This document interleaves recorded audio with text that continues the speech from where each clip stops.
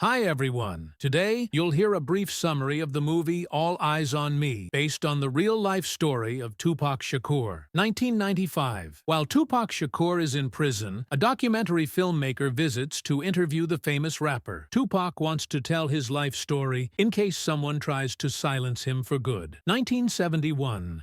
Afeni Shakur, a member of the Black Panther Party, speaks to a journalist, declaring her determination to fight for true freedom for her people, including her unborn child. Tupac's stepfather, Mutulu, also a passionate activist, tells a gathering that they must be ready to die for their beliefs. 8 years later, Mutulu becomes a fugitive, wanted by the FBI for killing 2 police officers. When Afeni realizes federal agents are watching her family, she warns Mutulu before he disappears. One Christmas, FBI agents burst into their home, accusing Mutulu of robbing a bank. As a result, the family moves to a new city. Afeni explains to Tupac that the issue isn't whether Mutulu robbed the bank, but that he poses a threat to white society because he's a revolutionary. Baltimore, 1987. 16-year-old Tupac attends a school for the arts, where he meets and begins dating Jada Pinkett. Meanwhile, Mutulu is captured and imprisoned, and Tupac's biological father remains absent. A new man, Lex, enters the family's life. Though illiterate, Lex provides food and money. He gives Tupac life advice, but quickly shows his violent side by attacking a passerby, who turns out to owe him money. Afeni, now struggling with depression, tells her children they'll need to move to California, while she sorts out her problems. Before leaving, Tupac tells Jada about the move and recites a romantic poem he wrote for her. In California, Tupac and his sister live in the ghetto. On the day they arrive, they witness a neighbor stabbing her husband. Dropping out of school, Tupac pursues his dream of becoming a rapper and attends a hip-hop poetry workshop run by Layla Steinberg. She secures an audition for him with Digital Underground. Shock G signs Tupac on the spot and takes him on tour in 1990. Returning home from the tour, Tupac excitedly gives his sister some spending money. But his mood quickly sours when he discovers his mother buying drugs from local dealers. Furious, Tupac yells at Afeni and storms out. At the studio, Tupac tells Shock G he's tired of being a backup artist and wants to create something of his own. Shock G initially brushes him off, but eventually lets him perform the song Same Song, which becomes a hit. Tupac begins writing lyrics for his debut album and spends endless hours in the studio. That same year, he lands his first leading role in the film Juice, boosting his media presence. Fans start asking for his autograph.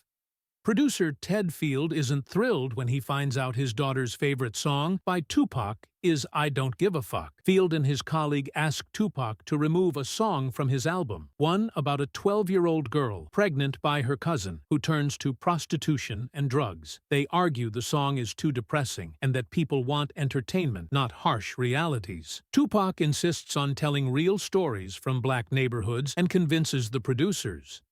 The song eventually gets a music video. Tupac persuades his mother to enter rehab for her addiction. However, trouble continues to follow him. Crossing the street illegally, Tupac is stopped by police, choked, and beaten. On another occasion, while hanging out with his crew in an Oakland park, local men accuse him of becoming arrogant and abandoning his community. Tupac verbally shuts them down, pointing out that they do nothing productive with their lives.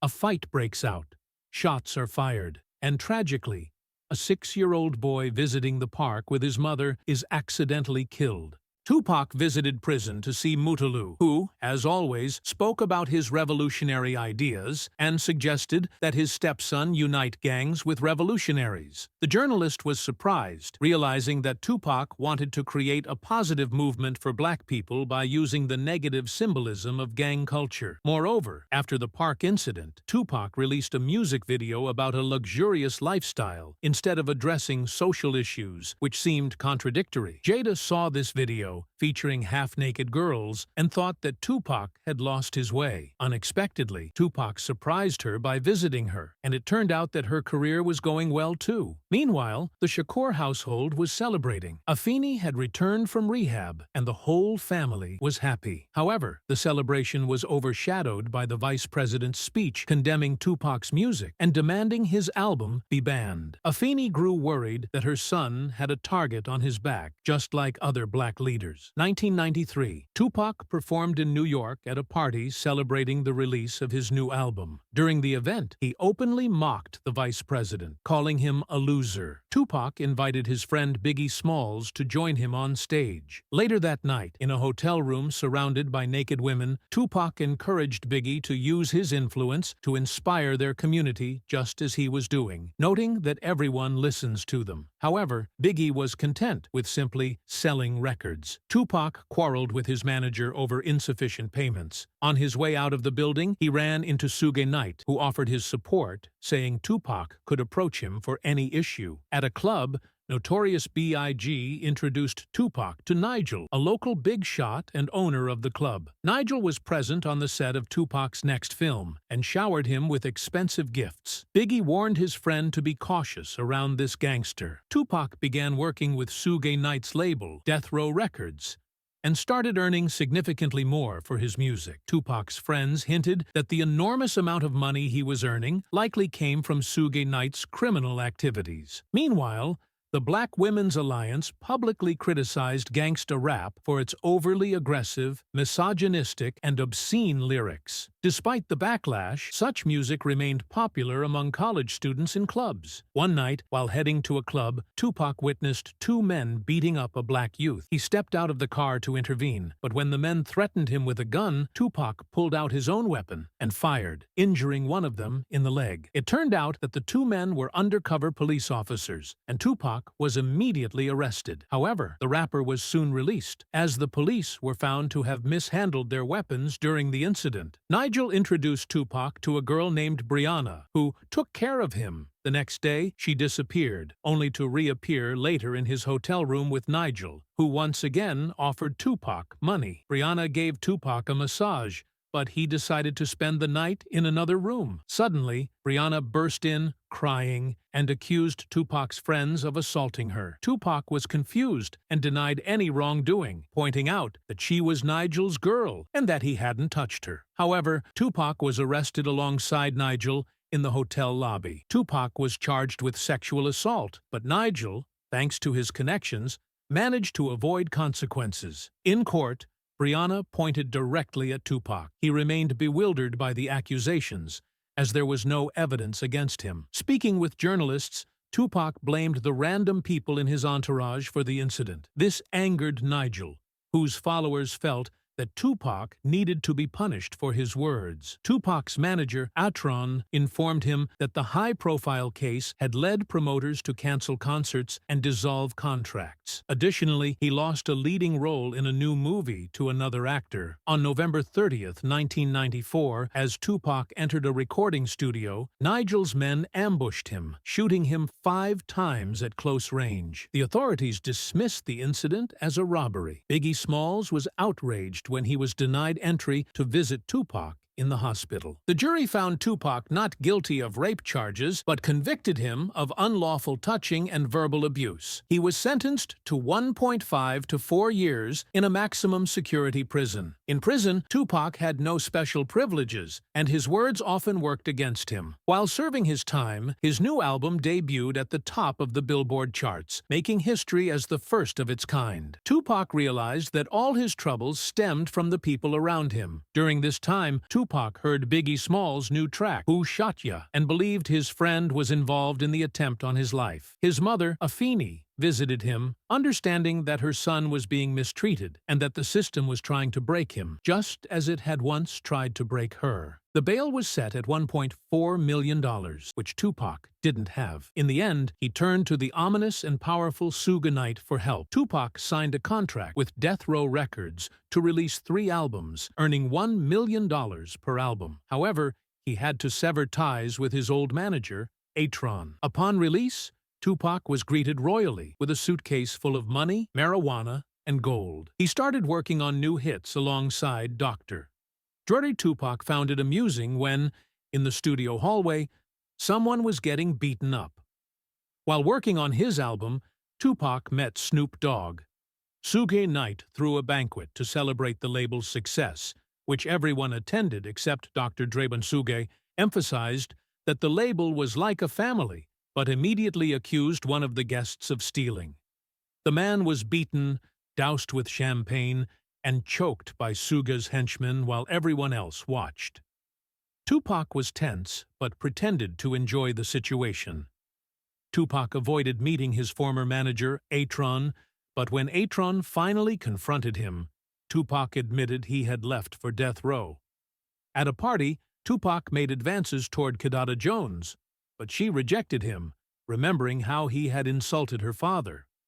Undeterred, Tupac was determined to win her over. One day, a man connected to Suge Knight ran into the studio, complaining that guys from a rival gang had beaten him up. Tupac believed the situation couldn't go unanswered. It was time to present his first album under the Death Row label. At the album release party, Biggie Smalls' wife, Faith Evans, attended, and Tupac immediately struck up a conversation with her. As usual, Tupac's new album went platinum, solidifying his status as the #1 artist. On stage, Tupac performed his hit song, Hit 'Em Up, in which he dissed Biggie Smalls, claiming he had slept with Biggie's wife. To make matters worse, Biggie later saw a magazine cover featuring Tupac embracing Faith Evans. Tupac's old friend, Jada Pinkett, found him surrounded by women and questioned what had become of him and why he did something so dangerous. She reminded him that he once wanted to unite people through his music. Eventually, Kidada agreed to go on a date with Tupac, and they began a relationship. At one point, Tupac confided in her that he wanted to end his contract with Death Row and start his own business. He later informed Suge Knight about his decision. Suge listened carefully and then pulled out the accounting book, which showed that Tupac Shakur was still considered an unprofitable project and needed to work off his debts. Tupac's mother visited him, met Kidada, and updated him on his sister and nephews. Later, Suge Knight called Tupac and proposed an alternative. Rather than starting a new company, Tupac could expand Death Row and take charge of its East Coast operations. However, this posed a problem. Tupac had already declared war on the East Coast. Tupac became furious when he heard Snoop Dogg call Biggie Smalls and his producer, Puff Daddy, his friends, during a radio interview. In a heated moment, Tupac lashed out at Suge Knight. On a flight, everyone gave Snoop unfriendly looks, and Snoop, sensing danger, hid a knife, just in case. Tupac and others traveling with him stopped speaking to Snoop entirely. On September 7, 1996, Mike Tyson invited Tupac to attend his boxing match in Las Vegas. During the event, someone from Suge Knight's entourage pointed out a man who had attacked him earlier. Fired up from the boxing match, Tupac began beating the man, and others joined in, kicking him. Kidada was upset that Tupac got into a fight, especially since he had been planning to leave Death Row. She believed Suge was a bad influence on him, noting that Dr. Dre had managed to leave, but Tupac seemed hesitant. Later, Tupac told Kidada he was going to the club with Suge Knight for just an hour and asked her to wait in the hotel room. Tupac got into a car with Suge. They stopped at a red light, where some girls in a nearby car recognized Tupac and called out to him. At the same time, a Cadillac pulled up on the other side, and an unknown gunman opened fire. Tupac was hit by 4 bullets. 6 days later, Tupac's death was announced. He was only 25 years old. To this day, Tupac Shakur's murder remains unsolved. If you enjoyed it and want to see more videos like this, don't forget to subscribe, hit the like button, and leave your thoughts in the comments. Thank you for watching.